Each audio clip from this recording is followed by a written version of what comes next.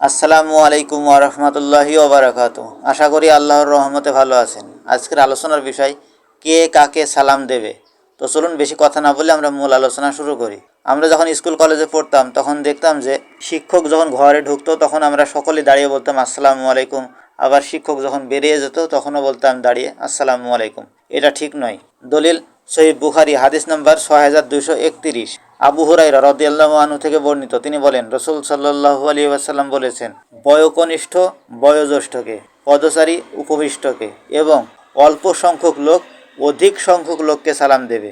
বয়োকনিষ্ঠ মানে ছোট, বয়োজ্যেষ্ঠ বড়, অর্থাৎ ছোটরা বড়কে সালাম দেবে। পদচারী অর্থাৎ যে হেঁটে যাচ্ছে সে সালাম দেবে উপবিষ্ট ব্যক্তিকে, অর্থাৎ যে দাঁড়িয়ে আছে বা বসে আছে। আর অল্প সংখ্যক লোক সালাম দেবে বেশি সংখ্যক লোককে।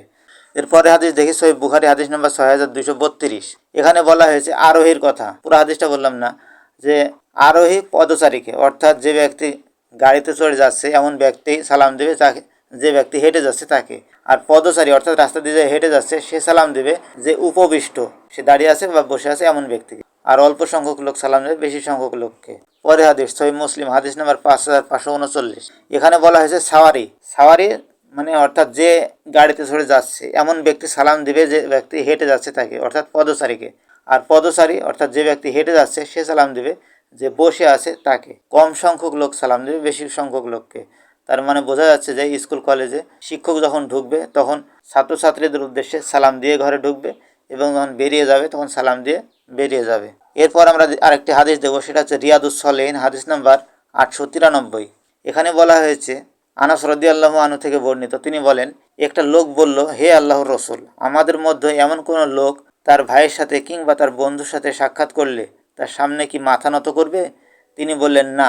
সে বলল, তাহলে কি তাকে জড়িয়ে ধরে চুমা দেবে? তিনি বললেন না। সে বলল, তাহলে কি তার হাত ধরে তার সঙ্গে মুসাফা করবে? তিনি বললেন হ্যাঁ। তার মানে বোঝা যাচ্ছে যে সালাম বা মুসাফা দিলে হাতের সাথে হাত মিলিয়ে দিতে হবে।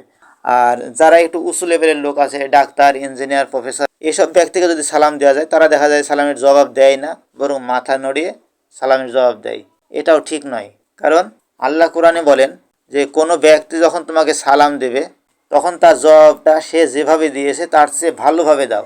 আর যদি সম্ভব না হয় তাহলে অন্তত সে যেভাবে দিয়েছে সেভাবেই দাও। তার মানে আমরা হাদিস দ্বারা বুঝতে পারলাম যে কে কাকে কিভাবে সালাম দেবে, আর কোরআনের আয়াত দ্বারা বুঝতে পারলাম যে সালাম সে যেভাবে দেবে তার চেয়ে ভালোভাবে দিতে হবে। সম্ভব না হলে অন্তত সে যেভাবে দিয়েছে সেভাবে দিতে হবে। আশা করি বিষয়টি স্পষ্ট হয়েছে। জি শুক্রিয়া, জাযাকামুল্লাহু খায়রান, বারাকাল্লাহু ফিকুম ধৈর্য ধরে ভিডিওটি দেখার জন্য। আসসালামু আলাইকুম ওয়া রাহমাতুল্লাহি ওয়া বারাকাতুহু।